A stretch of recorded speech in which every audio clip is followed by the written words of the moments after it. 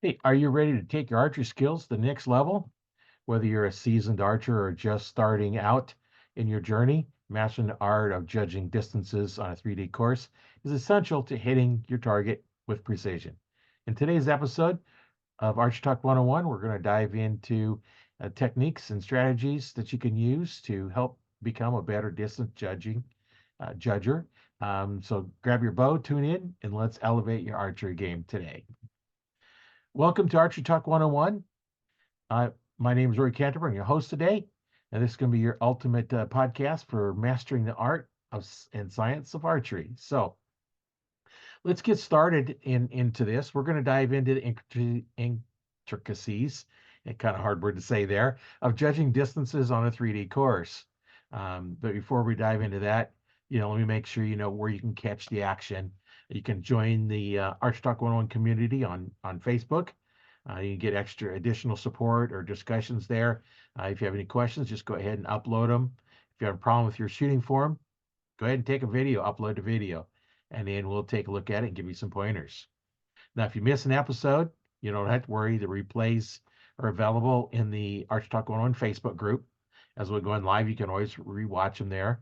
You can also go out to my YouTube channel, Learn to Fix It Yourself, and the videos are out there. The podcast, as well as other things, are out there.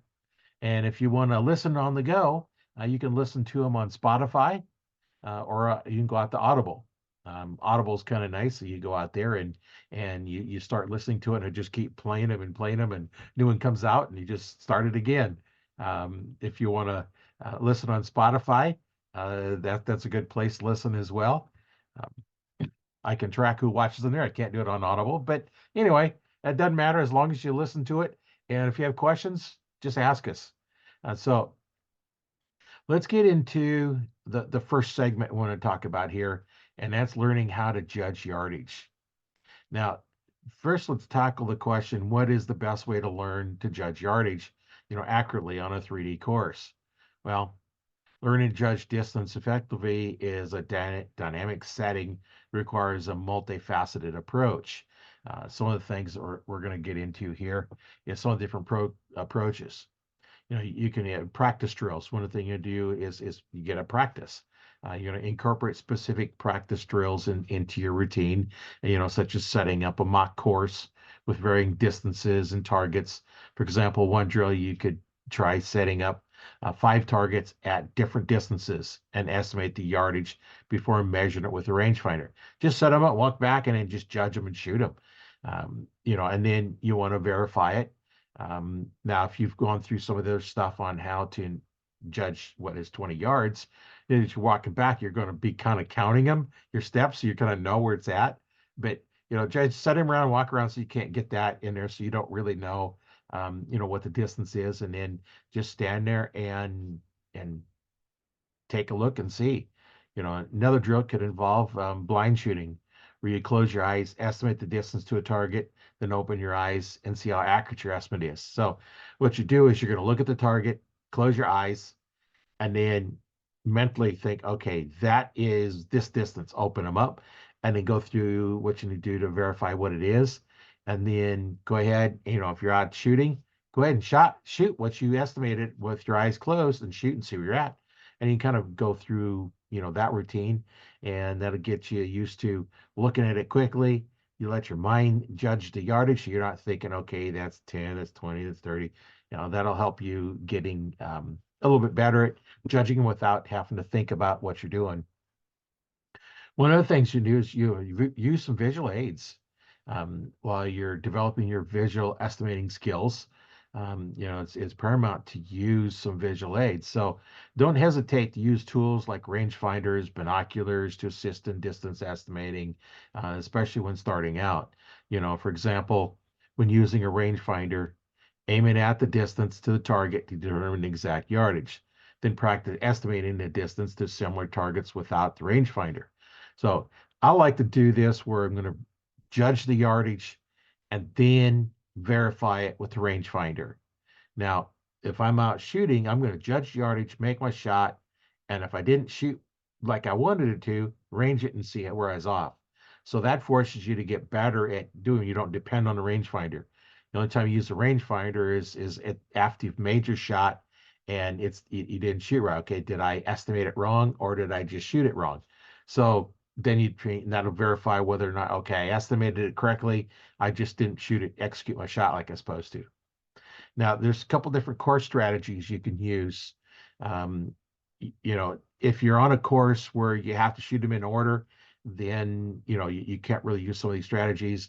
But if you have a course that you can just randomly just go shoot whatever you want, here's a strategy you can go through. You're going to approach to navigating a 3D course by prioritizing targets based on estimated distance and terrain features, and shot difficulty.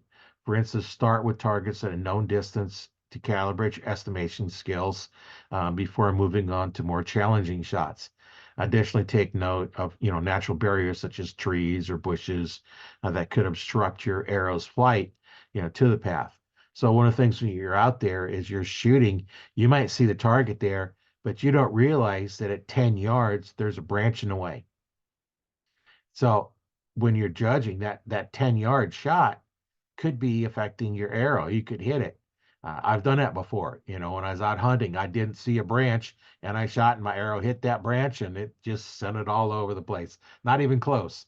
And so by learning the different distances and how your arrow flies, now you're going to be able to judge where it's at. So if you need to go through an obstacle, a lot of times they'll set up a 3D course where you have a clearing in between two trees or something to the vitals. So now you have to make sure you're judging to the target, not to the tree or obstacle.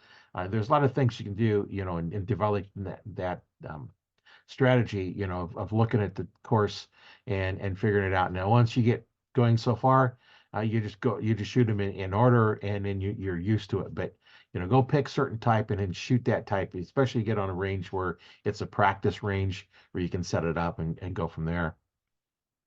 Now, one of the things I want to do in this is talk about mental preparation. Um, Remember to stay mentally focused and prepared when judging distances on a 3D course. Techniques such as visualization can help you anticipate potential obstacles. We talked about that, your arrow flight, anticipate all them, and that's what your mental preparation, getting to prepare for those type of things, to take a look at your arrow flight path. For example, you're going to we talked about this just a couple seconds ago, but visualize your trajectory to your arrow and imagine any obstacles such as branches or brushes that may interfere with the flight. By mentally preparing for these scenarios, you can adjust your aim and increase your chances of hitting your target. So sometimes you don't have a lot of choice depending on how fast your bow is. The faster bows shoot flatter, and the slower bows are going to shoot a little bit more of an arc. So you need to know what that does. So now you want to mentally visualize what your arrow is going to do in different distances. And one way to do that is to shoot, um, you know, take like a 30-yard shot. So now at 30 yards, what's your arrow going to do? And then at 20 yards, 10 yards, what are the different distances? Where's your arrow hitting when you're using that 30-yard pin at your target? Um, that's where um, that's where you're going to go through and take a look at, learn where your arrow flight is. As you increase the weight, they're going to be a little flatter. Now let's go on to the next segment. The second segment in this one here. Um, we're going to talk about the effects of shooting uphill and downhill on yardage estimate. That's where a lot of archers have a lot of trouble because we're all used to practicing on flat ground. You're all lined up, just all perfect. Now, what do you do when you shoot up or downhill? Well, your form is your form, from the waist up. So if you're shooting uphill, you need to bend back to lean up. If you're shooting downhill, you need to bend at the waist, bending down. Because if you drop your arm or raise your arm, that changes your draw length, that changes everything in your whole form. So let's get into discussing that a little bit more. When you're shooting at that target, it's going to appear closer or further away. If you're shooting uphill, it's going to seem like it might be closer. Or shooting downhill, it's going to seem like it's further away than it is. So you just need to look at that and figure out what that angle is. Now, Let's understand what a 3-4-5 triangle is. That method is something. It's a geometric principle that usually determine true horizontal distance to the target when shooting up or downhill. You know, in a right triangle, the sides ratio is 3-4-5, which means that one side measures 3 units, and then the adjacent side is 4 units, and the hypotenuse, which is the side opposite of the right angle, measures 5 units. Now, how is this important in archery? Well, stay tuned here. We're going to cover that and make sure you understand, how to apply that principle in there. Uh, you know, Carpenters use that to determine, triangle whether something, two boards meet at right angles. Archers can apply the same principle to determine the horizontal distance to a target when shooting in uneven terrain. By visualizing the 3-4-5 triangle, archers can calculate the true horizontal distance and make accurate adjustments to their aim while shooting up or downhill. An example of this is I was on top of a hill. The trail was down the hill. I don't know how far it was, but it's quite a ways down the hill. And I was in the ladder stand, which is another 15 feet up. So when I looked at the trail, I estimated the trail to be 20 yards away. What I did was I took a tree that was on the trail, brought it up so it's horizontal to me, and judged the distance to that tree, not to the trail, because I knew that trail was going to look further than it was. And I says, okay, that tree that is right on that trail is 20 yards away from me, because there's all, pretty tall trees. So I said, that's 20 yards. Well, deer come walking down that trail. I knew that trail was 20 yards horizontally. But when I looked at it, that deer looked like it was easily 50 yards because it was small. Normally you can kind of use your pins, kind of a rangefinder. Once you learn where that at, they're 20, 20, 30, 40, 50, and 60. You can kind of learn, where they're at. So I knew it was a 20-yard shot. I took my 20-yard pin, I put it where I wanted to go, and I got the deer. I shot it at 20 yards. But all day long, that would have looked to be 50-yard shot. If I'd have done 50-yard pin, I'd have been way over its back by a long ways. I'd have not even come close to it. So that's how, real life, you can use that by learning to judge yardages horizontally. You can pick something out at a distance and say, okay, that tree is 20 yards straight away from me. So if I had a target on that tree, I'd use my 20-yard pin. So now that I go down to the ground, I'm still going to use my same 20-yard pin. Now, Now, one thing you want to do when you're getting out there is you want to get, a little bit of course familiarization in how your targets are set up. If you go shoot a lot of courses, you're going to know this 3D course, this is basically what you're going to have. The other one's a little different. So you want to familiarize yourself with the unique terrain features and challenges of a 3D course. You want to take note of elevations and slopes and obstacles that may impact your shot. For example, on a course with steep uphill shots, you may need to aim a little bit different than you do for your, by changing the distance. So what you're going to do is you're going to look at that and how far up is that target and how far horizontal is it. So you're going to determine, where that's at, because shooting uphill, they look to be closer instead of further away.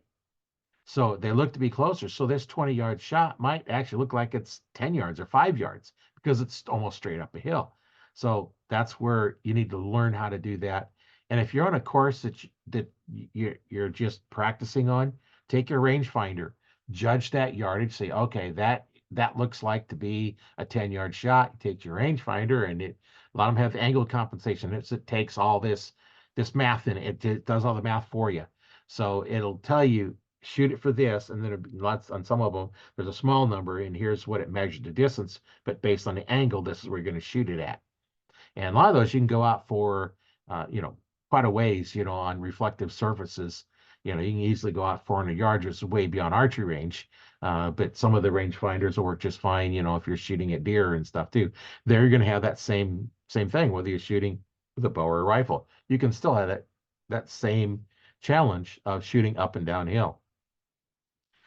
So So what you can do, makes you just kind of visualize this triangle in your mind. It seems like a lot of complicated math in here, but once you do it a few times, it's just gonna say, oh, that's a 20-yard shot, and then you're gonna just take a 20-yard shot at it. Um, One other times that I looked at and had, um, you know, some different distances. We had a target at 5 yards. It was on a platform. And I knew my bow at 5 yards, I shoot my 70-yard pin. I didn't have a 70-yard pin, but I'm going to shoot it for 70 yards. So I'm bending at the waist, shooting at this little gator that's on the ground. I'm bending down, bending down, bending down. And then when I got my 70, I'd be my 70-yard pin on the target, and I went through because I have my form, my upper form, I was able to do, the back tension release, just the same shot, and I nailed it right where it's supposed to be because I knew my bow at 5 yards is going to be that much high. And you don't think about it how much, when you're the real close shots, think about it. Your pins are at eye level, your arrow is at the corner of your mouth level. So the distance between your eyes and your mouth, that's how far your pins are above your arrow. Now, when they first leave, they're not even close. They're off by, 3 or 4 inches, whatever the distance between your eyes and where your anchor point is. Now, I anchored the corner of my mouth. If you anchored below your jaw, now you have even a further distance between them. So that really close shot, you're going to be quite a ways off. And as it shoots, they get closer and closer together, and then they start dropping back in. So your arrow's kind of almost like it's rising and then dropping, because it's at a certain point, it's going to meet where your pins are at. So that's something you want to look at too, and when you're doing that. Now, kind of using a trial and error method, don't be afraid to experiment, learn from trial and error. You're going to learn more lots of times from failing than you will from if you get it right every time, because you're going to figure out, okay, what did it do different? Why did it work this time? Um, that way you'll get a better understanding of how to shoot targets up and downhill and how to adjust for them. Go through all this and try shooting these. If you can find a spot where you can shoot really steep downhill, try those angles. Or you're shooting uphill. The only thing shooting uphills, you got to make sure that you have a good backstop, because if you're shooting like a target's the crest of the hill and your arrow goes past it, you don't know where it's going to go. So make sure if you're shooting uphill that if you miss or go a little bit high, it's going to be into the dirt and not, you know, skylighting. So you don't want to shoot at the top of the hill. Those that are watching, if you see, on my background here, you've got an archer on one side and deer on the other side. Well, this archer is on top of the hill shooting across the top of the hill. Now, if you're shooting from where I'm standing over here shooting, that would not be a good shot, because even though it'd be a good shot onto the deer, because a nice broadside, as the arrow goes through, it's going to go over the hill, and then you don't know where it's going to go. Who's on the next side? Is there somebody there?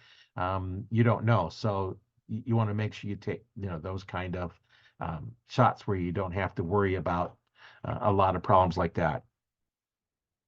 So by understanding and applying the 3-4-5 triangle method, along with familiarization, familiarizing, that's a hard word to say sometimes, yeah, yourself with the course terrain and practicing adaptive techniques, that's essential for accuracy and consistency in shooting a 3D archery course.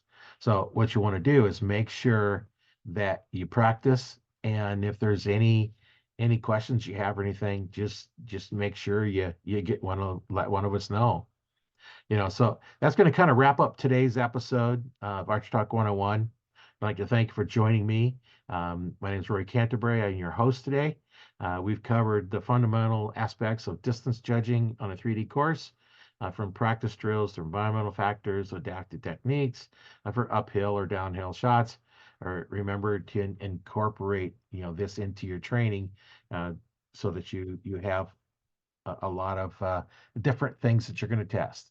And just remember, you can catch this live on Arch Talk, or on the Arch Talk 101 Facebook group, as well as you can catch the replays in the group, as well as if you want to listen to the video or listen to the podcast, you can go out on Spotify And then there's a couple of places that it sends it out to, or as well as Audible. You can catch them there. Then you can also go out to, like I said, go out to Audible and just search for Arch Talk 101. And then you'll see it pop up. You'll see my little image in the background with the kind of a reddish, kind of gray sky. And then the archer is silhouetted up there with a deer. If you see that picture, then you know you're on the right one. And just go out there and do that. You can always go out to Learn to Fix It Yourself, my YouTube channel, and you can watch them there as well as other things out there. Have a lot of other things out there.